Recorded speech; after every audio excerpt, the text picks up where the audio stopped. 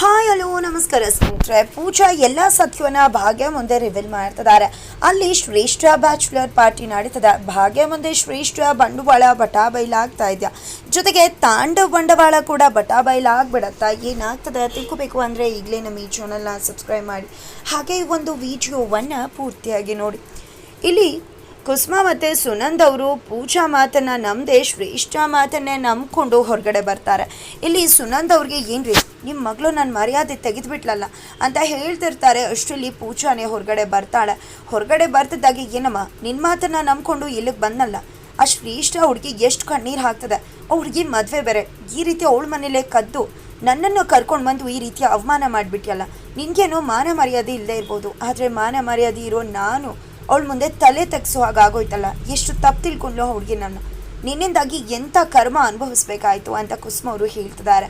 ಆದರೆ ಇಲ್ಲಿ ಪೂಜಾ ಅತ್ತೆ ನಾನು ಯಾಕೆ ಮಾಡಿದೆ ಇದನ್ನೆಲ್ಲ ಅಂತ ಗೊತ್ತಾದರೆ ಖಂಡಿತ ನೀವೇ ನನಗೆ ಈ ರೀತಿ ಬೈತಿದ್ದೀರಾ ಅಂತ ಪಶ್ಚಾತ್ತಾಪ ಪಡ್ಕೋತೀರಾ, ನಾನು ತಪ್ಪು ಮಾಡಿಲ್ಲ ಅಂತ ಹೇಳ್ತಿದ್ದಾರೆ. ಈ ಕಡೆ ಹೌದೌದು ಟ್ರಿಪ್ಗೆ ಹೋಗ್ತೀನಿ ಅಂತ ಬಂದು ಮಾಡ್ತಿರೋ ಗನಾಂತಾರಿ ಕೆಲಸ ನೋಡ್ತಾ ಇಲ್ವಾ, ಎಂಥ ಕೆಲಸ ಮಾಡಿಬಿಟ್ಟೆ ಅಂದಾಗ ಅಮ್ಮ ನೀನು ಕೂಡ ನನ್ನ ಮಾತನ್ನು ನಂಬಲ್ವಾ ಅಂತ ಪೂಜಾ ಹೇಳ್ತಿದ್ದಾಳೆ.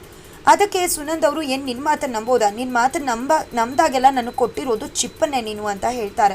ಅದೇ ದಯವಿಟ್ಟು ನನ್ನ ಮಾತನ್ನು ನಂಬಿ ಅಂತದಾಗೆ ಏನೋ ನಿನ್ನ ಮಾತನ್ನು ನಂಬೇಕಾ, ಅಕ್ಕನ ದುಡ್ಡನ್ನೇ ಕದ್ದು ತಂಗಿ ಮದುವೆನ ನಿಲ್ಸೋಕೆ ಹೋಗಿದ್ದು ನಿನ್ನ ಮಾತನ್ನು ನಂಬೇಕಾ ನಾನು ಅಂತ ಹೇಳ್ತಿದ್ದಾರೆ ಕುಸುಮ ಅವರು. ಅಷ್ಟರಲ್ಲಿ ಶ್ರೇಷ್ಠ ಬರ್ತಾಳೆ. ಯಾಕಮ್ಮ ನೀನು ಬಂದೆ, ನಿನ್ನ ದುಡ್ಡನ್ನ ಅವಳು ಕೊಡ್ತಾಳೆ, ಹೋಗು ದುಡ್ಡನ್ನ ಕೊಟ್ಬಿಡು ಅಂತ ಹೇಳ್ತಾರೆ ಕುಸುಮ ಅವರು. ಅದು ನಾನು ದುಡ್ಡು ಕೇಳೋಕೆ ಬರಲಿಲ್ಲ ಆಂಟಿ, ಪೂಜಾ ನನ್ನ ಒಡವೆನ ಎಲ್ಲೋ ತೊಗೊಂಡೋಗಿ ಅಡ ಇಟ್ಟಿದ್ದಾಳೆ, ಈ ದುಡ್ಡನ್ನು ತೊಗೊಂಡೋಗಿ ಬಿಡಿಸ್ಕೊಂಡು ಬಂದು ತಂದ್ಕೊಡೋಕ್ಕಾಗತ್ತಾ, ನಾನು ಮದುವೆ ಹುಡುಗಿ ತುಂಬಾ ಅವಶ್ಯಕತೆ ಇರತ್ತೆ, ಜೊತೆಗೆ ನನ್ನಮ್ಮ ಎಷ್ಟು ಕಷ್ಟಪಟ್ಟು ಈ ಒಡವೆನ ಮಾಡಿಸ್ಕೊಟ್ಟಿದ್ರು, ನಮ್ಮಮ್ಮಂಗೇನಾದರೂ ಈ ವಿಷಯ ಗೊತ್ತಾದರೆ ತುಂಬಾ ವಿಚಾರ ಮಾಡ್ಕೋತಾರೆ, ಅದರಲ್ಲೂ ಕುಸುಮ ಅವ್ರ ಸೊಸೆ ತಂಗಿ ಇಂಥ ಕೆಲಸ ಮಾಡಿದ್ರು ಅಂದರೆ ಅವ್ರು ತುಂಬಾ ನೊಂದ್ಕೋತಾರೆ, ತಪ್ಪು ತಿಳ್ಕೊತಾರೆ ಅಂತ ಹೇಳ್ತಿದ್ರೆ ಈ ಕಡೆ ಕುಸುಮ ಅವ್ರಿಗೆ ತಲೆ ತಗ್ಸುವಾಗ ಆಗ್ಬಿಡುತ್ತೆ.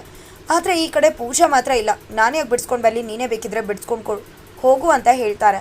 ನಂತರ ನಾನು ಮದುವೆ ಹುಡುಗಿ ಅದಕ್ಕೋಸ್ಕರ ಕೇಳ್ದೆ, ಪರವಾಗಿಲ್ಲ ನಾನೇ ಹೋಗಿ ಬಿಡಿಸ್ಕೊಂಡು ಬರ್ತೀನಿ, ಎಲ್ಲಿ ಅಂತ ಹೇಳುವಂಥ ಶ್ರೇಷ್ಠ ಹೇಳ್ತಿದ್ರೆ ಈ ಕಡೆ ಕುಸುಮರು, ಏ ಪೂಜಾ ನೀನು ಮಾಡಿರೋ ಕೆಲಸ ಹೋಗಿ ಬಿಡಿಸ್ಕೊಂಡು ಬಾ, ನೀನು ಮದುವೆ ಆಗಿರೋ ಹುಡುಗಿ, ನೀನು ಎಲ್ಲೂ ಕೂಡ ಹೋಗಬೇಕಾಗಿಲ್ಲ, ಸುಮ್ಮನೆ ಒಳಗಡೆ ಹೋಗು ಅಂತ ಕುಸುಮ ಅವರು ಶ್ರೇಷ್ಠನ ಒಳಗಡೆ ಕಳಿಸ್ತಾರೆ. ಹೆವಿ ಡ್ರಾಮಾ ಮಾಡಿದ ಶ್ರೇಷ್ಠ ಸಖತ್ತಾಗಿ ಡ್ರಾಮಾ ಮಾಡಿ ಕುಸುಮ ಅವ್ರನ್ನ ಹಳ್ಳಕ್ಕೆ ಬೀಳಿಸೋದ್ರಲ್ಲಿ ಖಂಡಿತ ಯಶಸ್ವಿ ಆಗ್ತಾಳೆ ಅಂತ ಹೇಳ್ಬೋದು. ಮತ್ತು ನೀವು ಅವಳ ಮಾತನ್ನು ನಂಬೇಡಿ ಅಂದಾಗ ಇನ್ನು ನಿನ್ನ ಮಾತನ್ನು ನಂಬೇಕಾ, ಕಳ್ಳಿ ಮಾತನ್ನು, ಇನ್ನು ಮುಂದೆನಾದರೂ ಈ ರೀತಿ ಕಳ್ತನ ಮಾಡೋದನ್ನು ಬಿಟ್ಟು ಒಳ್ಳೆ ಹುಡುಗಿಯಾಗಿ ಬದುಕೋದನ್ನು ಕಲಿ ಅಂತ ಹೇಳ್ತಿದ್ದಾರೆ. ಜೊತೆಗೆ ಈ ಕಡೆ ಪೂಜಾಗೆ ತುಂಬ ನೋವಾಗುತ್ತೆ. ನಂತರ ಆ ದುಡ್ಡನ್ನು ಒಡವೆ ಬಿಡಿಸ್ಕೊಂಡು ಬಂದು ಕೊಟ್ಬಿಟ್ಟು ಮನೆಗೆ ಬಾ ಅಂತ ಹೇಳಿ ಸುನಂದ ಮತ್ತು ಕುಸುಮ ಅವರಿಬ್ಬರು ಕೂಡ ಅಲ್ಲಿಂದ ಹೊರಡ್ತಾರೆ. ನಂತರ ತುಂಬ ಬೇಜಾರಲ್ಲಿ ಪೂಜಾ ಕೂಡ ಹೊರಟ್ರೆ ಈ ಕಡೆ ಭಾಗ್ಯ ಆಟೋದಲ್ಲಿ ಶ್ರೇಷ್ಠ ಮನೆಗೆ ಬರ್ತಾರೆ.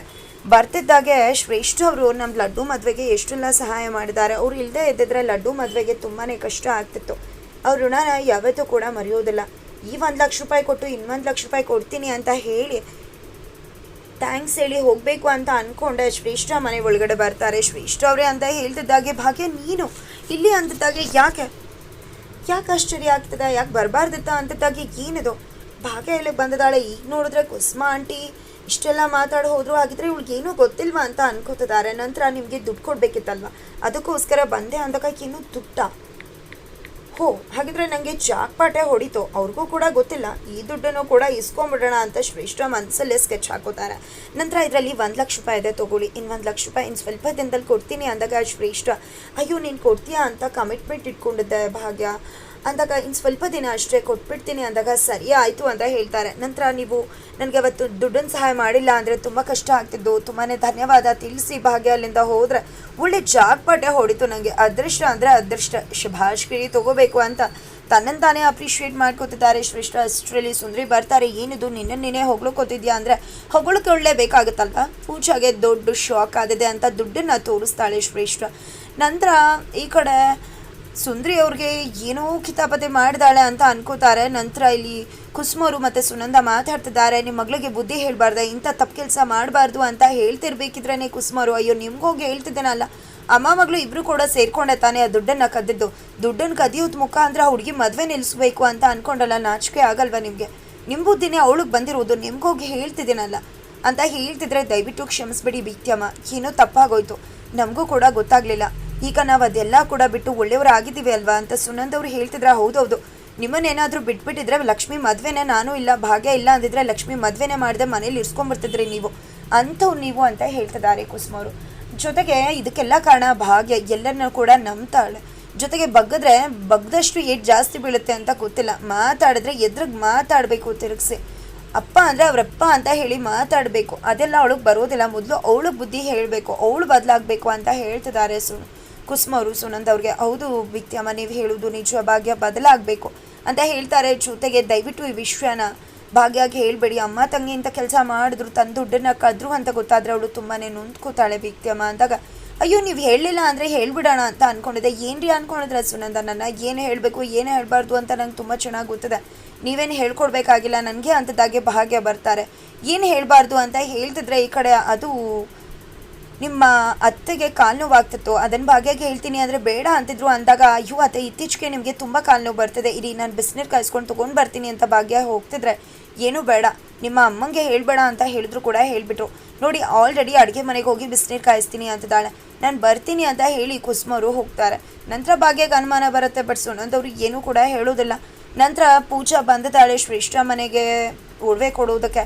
ನಂತರ ಈ ಕಡೆ ಸುಂದ್ರಿ ಅವರು, ದಯವಿಟ್ಟು ಕ್ಷಮಿಸ್ಬಿಡು ಪೂಜಾ, ನನ್ನಿಂದನೇ ಇಷ್ಟೆಲ್ಲ ಆಗಿದ್ದು, ಶ್ರೇಷ್ಠಾಗೆಲ್ಲ ಹೇಳ್ಬಿಟ್ಟೆ, ನೀನು ಹೇಗೆ ಲಾಕ್ ಆದ್ಯೋ ಕುಸುಮ ಅವ್ರ ಹತ್ರ ನಾನು ಕೂಡ ಹಾಗೆ ಲಾಕ್ ಆಗಿಬಿಟ್ಟೆ, ನನ್ನ ಬಗ್ಗೆ ಏನೂ ಬೇಜಾರಿಲ್ವಾ ಅಂದಾಗ, ಅಯ್ಯೋ ಏನೂ ಬೇಜಾರಿಲ್ಲ, ಆದರೆ ಅಕ್ಕನ ಬಗ್ಗೆನೇ ತುಂಬ ಬೇಜಾರಾಗ್ತದೆ, ಪಾಪ ಅವಳಿಗೆ ಮೋಸ ಆಗ್ತದೆ, ಅವಳಿಗೆ ನ್ಯಾಯ ಸಿಗ್ತಿಲ್ಲ ಅಂತ ಬೇಜಾರು ಮಾಡ್ಕೊತಿದ್ದಾಳೆ. ನಂತರ ಅವಳಲ್ಲಿ ಅಂದಾಗ, ನೋಡು ಏನು ಮಾಡ್ತಾ ಇದ್ದಾಳೆ ಒಳಗಡೆ ಮಜಾ ಮಾಡ್ತಿದ್ದಾಳೆ ಅಂತ ಹೇಳಿದಾಗ ಒಳಗೆ ಹೋಗಿ ನೋಡಿದ್ರೆ ಬ್ಯಾಚುಲರ್ ಪಾರ್ಟಿ ಮಾಡ್ತಿದ್ದಾರೆ ಶ್ರೇಷ್ಠ. ಬ್ಯಾಚುಲರ್ ಪಾರ್ಟಿ ನೋಡಿದೆ ಪೂಜಾ ಮಂಡಲ ಆಗ್ತಿದ್ದಾಳೆ. ಈ ಕಡೆ ನಿನಗೋಸ್ಕರ ನೀವು ಈಚ್ ಮಾಡ್ತಿದ್ದೆ ಬಂದ್ಯಾ ಕೊಡು ಅಂತ ಹೇಳ್ತಿದ್ದಾಗೆ ಒಡವೆ ಕೊಡ್ತಾಳೆ. ಇದಕ್ಕೋಸ್ಕರ ಇಷ್ಟೆಲ್ಲ ಡ್ರಾಮಾ ಮಾಡಬೇಕಾಯ್ತಲ್ಲ ಅಂತ ಹೇಳ್ತಿದ್ರೆ ನಾಚಿಕೆ ಆಗಲ್ವಾ, ಇನ್ನೊಬ್ರು ದುಡ್ಡನ್ನ ಅಲ್ಲಿ ಮಜಾ ಮಾಡ್ತಿದ್ಯಲ್ಲ ನೀನು ಅಂತ ಹೇಳ್ತಿದ್ದಾರೆ. ನಿನಗೂ ಕೆಲಸ ಇಲ್ಲ ಮಾಡೋಕೆ, ನಿನ್ನ ಫ್ರೆಂಡ್ಸ್ಗೂ ಕೂಡ ಕೆಲಸ ಇಲ್ಲ ಅಂತ ಫ್ರೆಂಡ್ಸ್ ಬಗ್ಗೆ ಅವಳ ಬಗ್ಗೆ ಬಾಯಿಗೆ ಬಂದಂಗೆ ಮಾತಾಡ್ತಿದ್ದಾರೆ. ಈ ಕಡೆ ಪೂಜಾ, ನನ್ನ ಫ್ರೆಂಡ್ಸ್ ಬಗ್ಗೆ ಮಾತಾಡಿದ್ರೆ ಸುಮ್ಮನಿರಲ್ಲ ಅಂದಾಗ, ಏನು ನಿನ್ನ ಫ್ರೆಂಡ್ಸ್ ಬಗ್ಗೆ ಮಾತಾಡಬಾರ್ದ, ನಿನಗೂ ನಿನ್ನ ಫ್ರೆಂಡ್ಸ್ಗೂ ಸರಿಯಾಗಿದೆ, ಮಾಡೋಕೇನು ಕೆಲಸ ಇಲ್ವಲ್ಲ, ಅದಕ್ಕೆ ಈ ರೀತಿ ಎಲ್ಲ ಮಾಡ್ತಿದ್ರ, ಇದೆಲ್ಲ ಬೇಕಾಗಿದೆಯಾ ನಿನಗೆ, ಮತ್ತೊಬ್ರು ಮದುವೆ ಆಗ್ತಿದ್ಯಾ, ಇನ್ಯಾನು ಮದುವೆ ಆಗ್ತಿದ್ಯಾ, ಇನ್ಯಾರು ಜೀವನಕ್ಕೆ ಕೊಳ್ಳೆ ಇಡ್ತಿದ್ಯಾ, ಇದರೆಲ್ಲ ಅವಶ್ಯಕತೆ ಇದೆಯಾ ಅಂತ ಹೇಳಿ ಶ್ರೇಷ್ಠಗೆ ಮುಖಕ್ಕೆ ಮಂಗಳಾರತಿ ಮಾಡ್ತಾಳೆ ಎಲ್ಲರ ಮುಂದೆ ಈ ಕಡೆ ಪೂಜಾ. ನಂತರ ಆ ಕಡೆ ಭಾಗ್ಯ ಮುಂದೆ ಹೋಗಿ ಪೂಜಾ ಸತ್ಯ ದರ್ಶನ ಮಾಡಿಸೋಕೆ ಮುಂದೆ ಆಗ್ತಿದ್ದಾಳೆ. ನಿನ್ನ ಮದುವೆಯಲ್ಲಿ ಲಕ್ಷ್ಮೀ ದುಡ್ಡನ್ನು ಕದ್ದಿದ್ದು ನಾನು, ಅದನ್ನು ಔಸಿಟ್ಟಿದ್ದೆ, ಅದನ್ನು ನೋಡಿ ಶ್ರೇಷ್ಠ ಅದನ್ನು ಕದ್ಲು, ಆ ನಂತರ ಅದೇ ದುಡ್ಡನ್ನು ನಿನಗೆ ಕೊಟ್ಲು ಅಂತ ಸತ್ಯ ಹೇಳೇ ಬಿಡ್ತಾಳೆ. ಇದರಿಂದ ಭಾಗ್ಯಕ್ಕೆ ಶಾಕ್ ಆಗುತ್ತೆ. ನಾನು ಕೂಡ ಕೊಟ್ಟೆ, ಅದನ್ನು ಇಸ್ಕೊಂಡ್ರು, ನೀವು ಕೊಟ್ಟರೆ ಅದನ್ನು ಇಸ್ಕೊಂಡ್ರೆ ಇದು ನಿಜಾನ ಅಂತ ಬೇಜಾರು ಕೂಡ ಆಗ್ತದೆ, ಜೊತೆಗೆ ಸಿಟ್ಟು ಕೂಡ ಬರ್ತದೆ. ಫೈನಲಿ ಶ್ರೇಷ್ಠ ಮುಖವಾಡ ಭಾಗ್ಯ ಮುಂದೆ ಕಳ್ಸಿಬಿದ್ದಿದ್ದಾಯಿತು. ಆದರೆ ಮನೆಗೇನಾದರೂ ಹೋಗ್ತಿದ್ದಾಗೆ ಅಲ್ಲಿ ತಾಂಡವ್ ಇರ್ತಾರೆ. ಶ್ರೇಷ್ಠ ಮತ್ತು ತಾಂಡವ್ ಇಬ್ಬರು ಕೂಡ ಫೋಟೋಶೂಟ್ಗೆ ಹೋಗ್ತಿದ್ದಾರೆ.